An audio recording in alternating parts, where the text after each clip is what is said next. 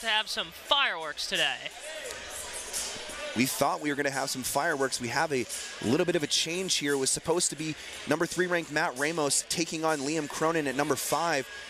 A little bit of a change here from the Nebraska coaching staff. Not sure why they sent out Jacob Van D, the freshman from Union City, Pennsylvania. So we were excited. We were thinking we were going to get to see number 3 versus number 5, but at the last second, it looks like Nebraska has pulled a little flip on you know, us broadcasters as well as, you know, the Purdue Boilermakers, and a little bit of a wild card with Van D coming onto the mat. And if you're Matt Ramos, you kind of have to be a little bit disappointed thinking that you were going to step on the mat tonight against a number 5th ranked wrestler at your weight, and instead you're going to be wrestling Jacob Van D, not the same guy as Liam Cronin, but in any event, here we go, underweight, 125 pounds. Yeah, Craig, let's not let this rain on our parade. We still got some great matchups, but let's watch Matt Ramos work on Van D. Ramos up early, 2-0, getting the takedown. Now, this is going to be huge for Purdue. Now that Ramos won't be going against the ranked Liam Cronin, this is an excellent time to get bonus points for Matt Ramos. 10 bonus point matches on the year, 4 majors, 2 tech falls, and 4 pins. And Van D's going to have a lot of work to make sure he does not give bonus points up to Matt Ramos. Well, the one thing you have to watch out for, too, if you're Matt Ramos, is underperforming and allowing Van D to come in here and essentially get a marquee win over you. Van D, not the normal starter at 125, but to come in here and pick up a win over Matt Ramos would be huge for the freshman. Matt Ramos still starting off strong, had the takedown, let Van D up to his feet, up 2-1 here early. Ramos, the 3rd ranked wrestler of 125. The 3rd, it is the highest ranking of his career, as Van D has the right leg of Ramos, but Ramos able to snake free.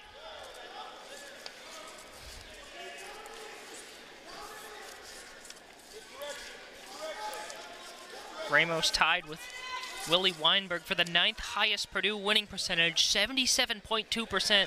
Craig, this guy Matt Ramos just wins and wins and wins. 44-13 for his career, 23-3 this year. Ramos has just been a winning machine for Purdue. And on the other side, you look at Jacob Van D, and this kid hasn't been on the mat since November 13th when he wrestled Diego Sotolo from Harvard. So, I mean, this is a huge curveball here in this matchup, and only a 2-1 lead for Ramos, under a minute to go, period number 1. But it's going to be a huge opportunity, right? Down 13 points. But notice Ramos only up by 1 so far. Van D doing a very surprising job here early. Skills at Nebraska run deep on this roster. I mean, still think about it. Van D is the one training with Liam Cronin. So it's not like he's not going against one of the best every day in practice, as Ramos has a single leg. Ramos stands up, Van D trying to defend, ducks under, flips under, and Ramos ends up on top. Van D still has a leg though, so no takedown will be rewarded to Matt Ramos. Impressive defense by Van D. What a great problem for Mark Manning to have as a head coach, to be able to throw essentially your backup out there, you know, on the day's notice with only 4 matches under his belt in his career at Nebraska, to step on the mat against the number 3 ranked wrestler in the country and essentially go even with him after 1 period. Another impressive maneuver right there by Jacob Van D. A little shoulder roll to get the escape point, tied at 2. Van D has Ramos on his heels here early on. This is not the Matt Ramos we're used to seeing, but Ramos has him again. Another duck under move. There's Ramos's takedown, up 2. The skill and talent of Matt Ramos, able to roll that one through and get the 2 points. Van D putting himself in an odd position, essentially throwing himself on the back of his neck. Ramos has that strong grip under Van Die's chest, trying to change positions, but it allows Van Die to post. On both feet, gets the escape point. Ramos lets him go. 4-3 now.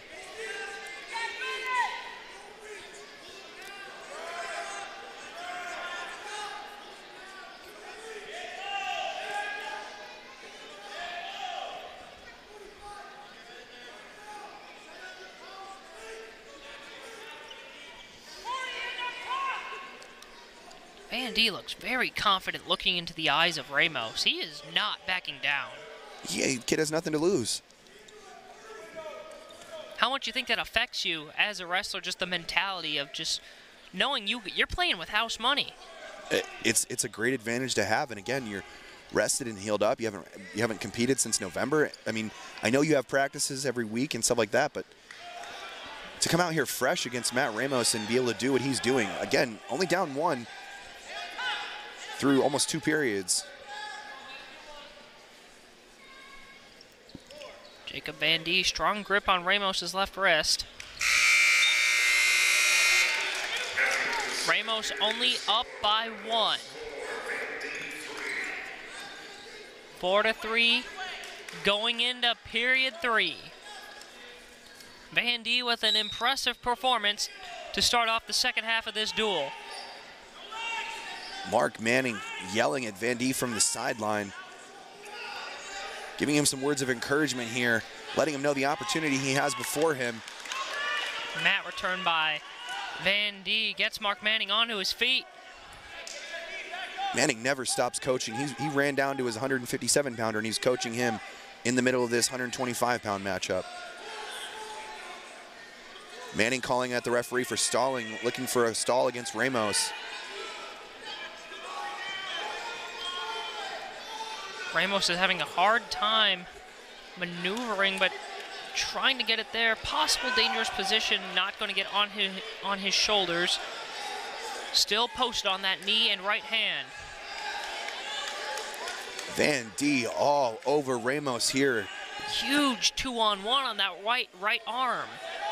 Midway point of period number 3, and this is where the fun starts happening, Brendan. It looks like your coach is looking for a possible tilt attempt.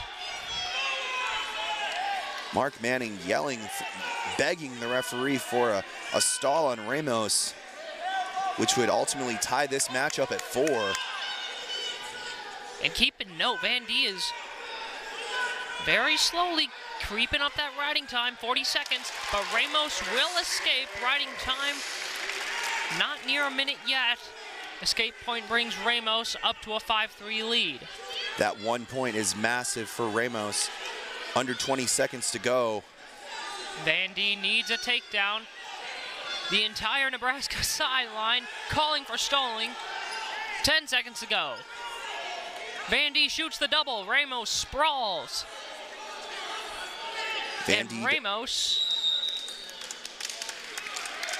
1.2 seconds off of a 5-3 victory.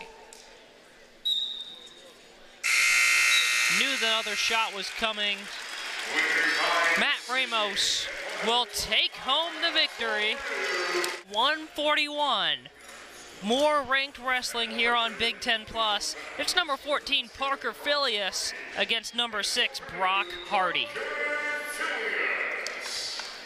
And wow, has Brock Hardy had a season to remember. A huge outing at the Cliff King Invitational, going 4-0, which ended up resulting in his jump from the number 29th ranked guy at 141 to number 9. He went 4-0. He beat Jack Ryan from NC State, who is now the number 4 guy at 141, and he had revenge after he lost to Ryan Jack earlier in the season, a 9-7 loss. So it's just been a huge story for Brock Hardy, really wrestling his way back to the top of this division, and is a force to be reckoned with. 20-3 on the year. He had a tech fall last night over number 16th ranked Buccino out of the University of Illinois. He comes into here flying with that number 6 ranking. Parker Filius on the other side, 150 career back points. 16th all-time in Purdue history. He also comes in here with a pretty good ranking himself at number 14. Filius, a 3-time NCAA qualifier. He's been doing this forever. The grad student from Harv, Montana.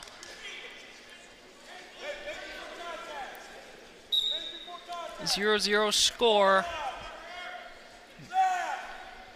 Here with under 2 to go. First period rounds always resulting in, or always leading to guys feeling each other out. Hardy reaching for the leg, switches the leg, but Filius follows up. He's not going to get the 2. But Craig, you see there, Filius kind of reading the 2 shots. Right, Hardy is again, he reads the single leg takedown.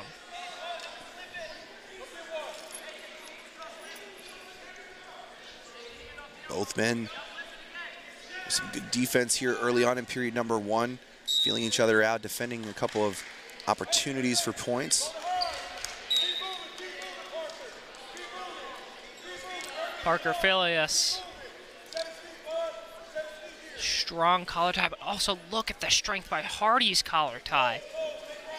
It's all about just using the momentum against your other opponent. As a shot from Filius won't get Hardy down. Hardy's able to sneak out of the takedown attempt. Hardy looking to throw Filius over his shoulder. Filius shoots in with a single there, not able to wrap his arm around the leg and finish the movement. Hardy did a good job of slipping out there. Both men reset now, trying to jockey for position one more time as we come under 20 seconds, period number 1, no score.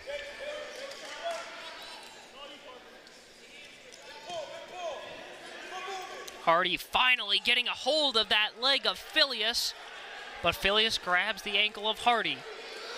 Hardy getting the near fall points. There's 2, and it's only going to be 2 because the horn sounds, saving Filius from 4 near fall points. I'm not sure what kind of entertainment Filius likes watching on television, but if I was him after that, I'd be a huge fan of the 90s sitcom Saved by the Bell, because he was saved by the bell there. His shoulders were so close to getting kissed to the mat. Very dangerous for Filius as he starts round 2, or period 2 on top, gives the escape point to Hardy. Hardy 7-1 since that legendary Cliff Keen performance by him. His only loss coming to Real Woods of Iowa, a 6-4 loss.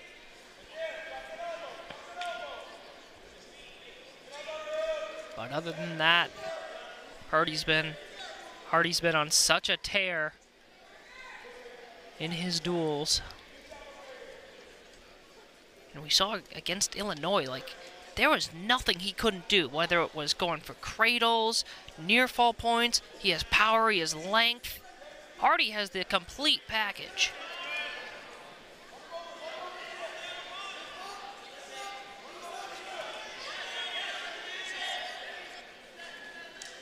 Parker Filius trying to figure out the Rubik's Cube that is Brock Hardy. Anything that he has for Brock, Brock's able to counter and step out of the way.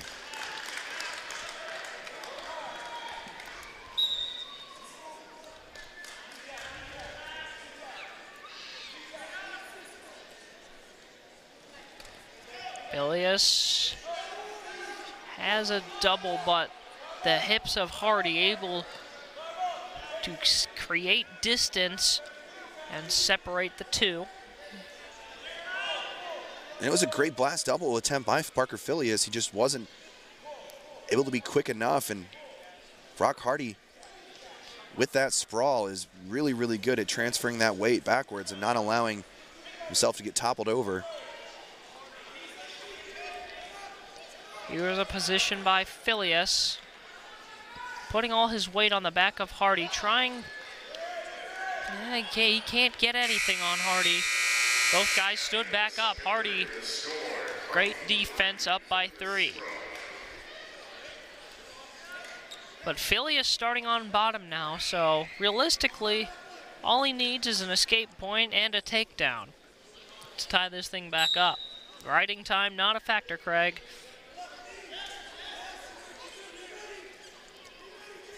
Brock Hardy getting Parker Filius in an absolutely terrible position. Has an underhook on that left arm. His right hand under the right arm and resting around the neck. That could have been dangerous. Looking for a tilt, possibly.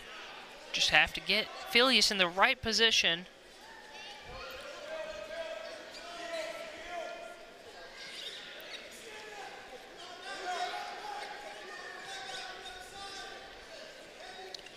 And now he's on the back. Filius knows this position is quite dangerous. Gets back to his stomach. I mean, there's not much you can do, Brennan. I mean, Brock Hardy's putting on a clinic. He's all over Parker Filius, not allowing any opening or giving Filius an opportunity to try anything. It's been all Brock Hardy here for 3 periods. The Brock Hardy show here on Big Ten Plus. In control of Parker Filius with a minute of riding time and counting.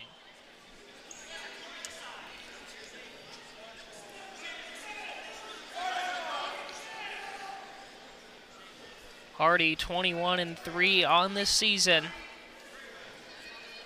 8-3 in his duels. Looking to add another win to those columns.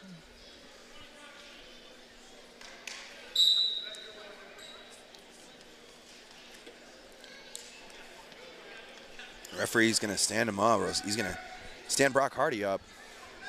17.7 seconds to go, period number 3. Hardy up 3-0. Filius, not much time to work. Going for the escape point, but Hardy's going to defend that as well. Hardy continues with that strong underhook over Filius, and it's going to be a shutout win for Hardy. No points allowed, dominant victory. Brock Hardy with the win over number 14, Parker Filius. Nebraska rolling up. A great feeling for Tony Ersland and this crowd, giving him a reason to cheer as Kendall Coleman steps onto the mat. Unfortunately, we will not be getting the matchup that we assumed that we would be getting. Kendall Coleman will be not facing Peyton Robb.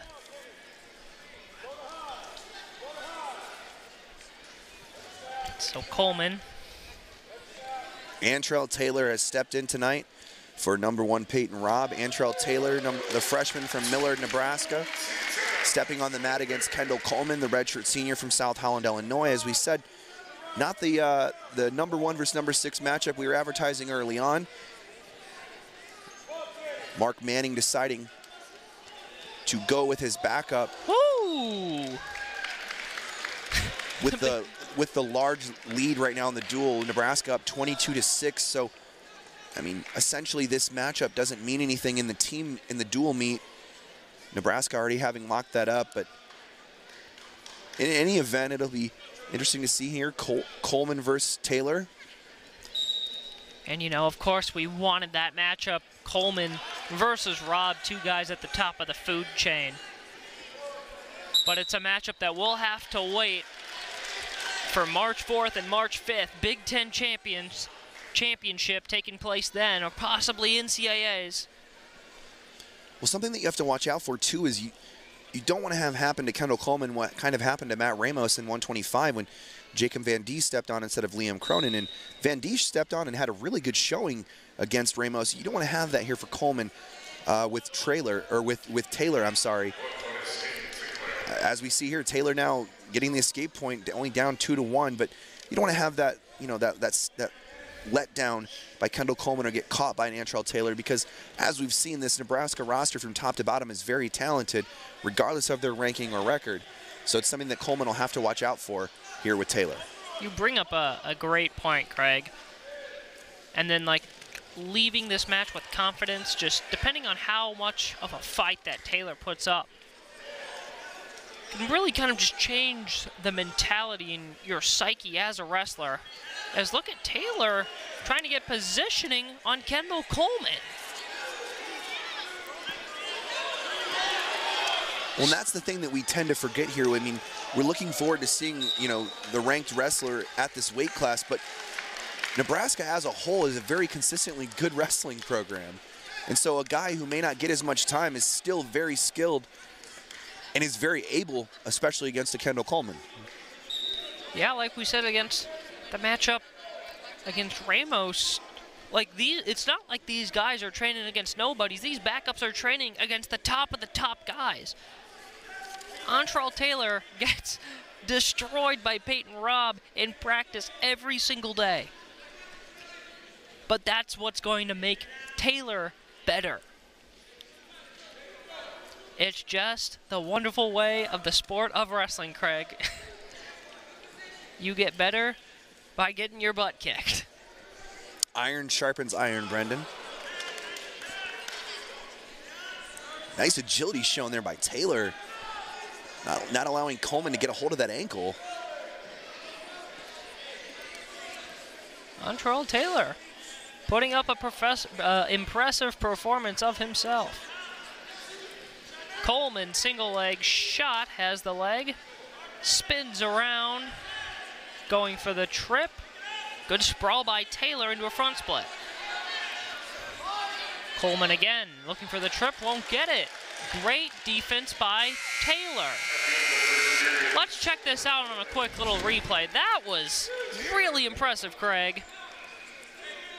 Nice mat return there by Kendall Coleman. Taylor looked over at the camera like, bro. Did you see the look on his face? Like getting mat returned by Kendall Coleman, not a pleasant feeling. Not. I mean, Kendall Coleman's one of the most powerful guys at 157, so explosive. He presents so many challenges on the feet. It's just on the ground where Coleman finds his weaknesses. Being on the ground is one of Peyton Robb's strengths, so maybe Coleman can breathe a sigh of relief that he doesn't have to factor into that part of this duel, of this match, but Taylor's making him work a little bit here. Coleman up 3-1, minute and a half to go, period number 2. Able to get that escape point to extend his lead to 2 now.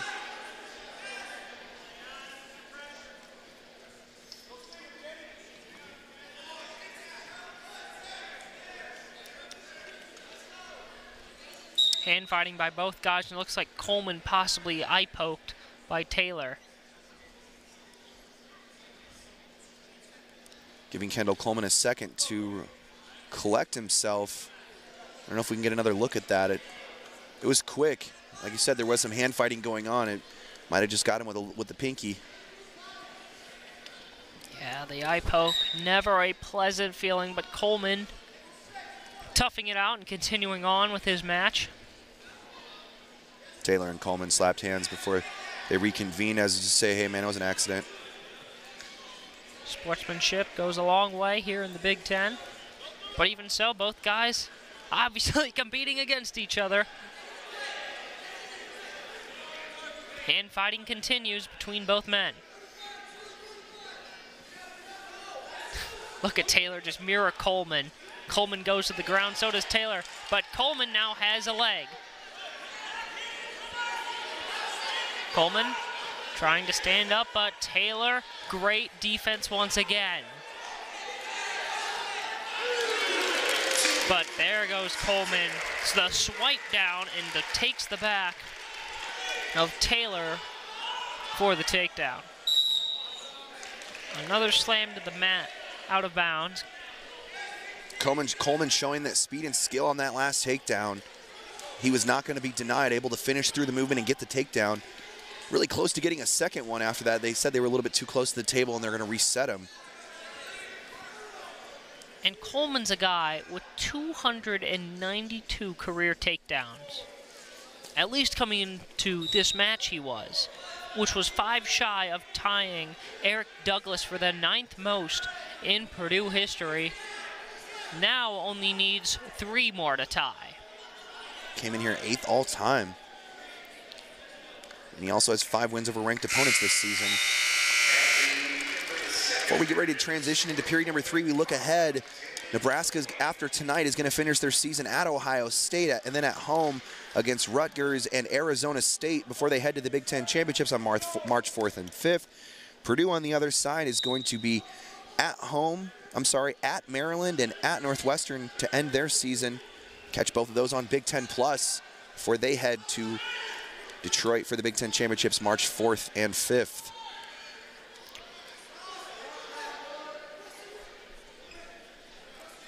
So Kendall Coleman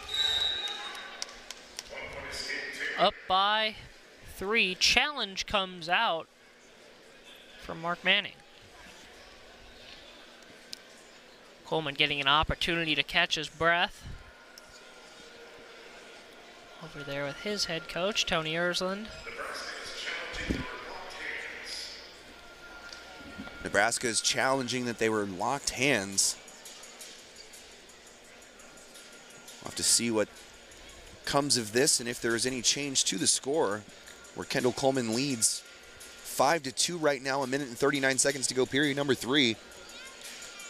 I mean, Craig, did you see the locked hands that the ref was talking about? I didn't, but I mean, both of these athletes are cat-like in their speed, and so there's a possibility they could have done that, and we didn't see it or didn't pick it up on the camera. We'll have to wait and see what the referees decide here. Nebraska was very adamant about the challenge, though, so. And it will be a very interesting call. Coleman only up by 3, but it is period 3. Nebraska's done a lot of winning tonight, and I mean, obviously Nebraska wants to get the win, but having your backup only down 3 to the number 6 ranked wrestler at 157 pounds, I mean, that has to be a win for Nebraska. Regardless, yeah, Antrell Taylor, really impressive performance against Kendall Coleman. Kind of matching him toe for toe. It reiterates the fact how deep of a roster Nebraska has and the program that they have built over this time period here in Lincoln. As referees still looking it over. Both guys now able to get a breather. Craig, with only 1 minute 39 left, you think this breather will result do you think this will be meaningful for the rest of this duel? I mean, I think that this break is more beneficial for Taylor. It's giving him a lot more time to take a breath. It's been an extended review here.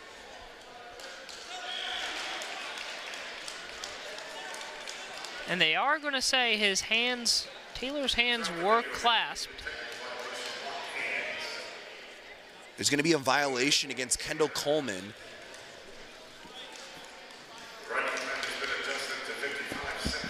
And the riding time has been adjusted to 55 seconds. And the timer for period number 3 has been reset to 1:47, and we're back going here. And we see the energy boost right off the bat from Coleman, really attacking Taylor as Taylor is able to now get the escape point from Coleman. Taylor did a great job moving forward. He almost was able to catch Kendall Coleman in a really precarious position. Coleman lucky he was near the edge of the mat. Coleman has 4 seconds of riding time above a minute, so that point does ride with him. Antrell Taylor needs a shot. Coleman keeps stifling the attempts for the takedown from Taylor. Referee warning Taylor about the hand fighting, getting a little bit excessive, Brendan. Yeah, both guys palming each other right in the face. That last one just right to the skull of Coleman. There it is again, but on the top of the head now. Under a minute to go here at 157 pounds, our feature bout this evening with Kendall Coleman and Antrell Taylor.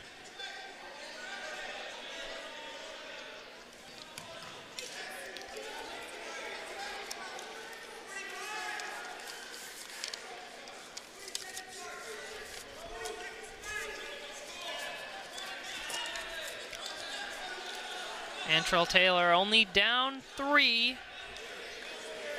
But Coleman continue to work offensively, has the right leg. Coleman trying to finish strong here. Another great defensive maneuver by Taylor. Under 10 to go.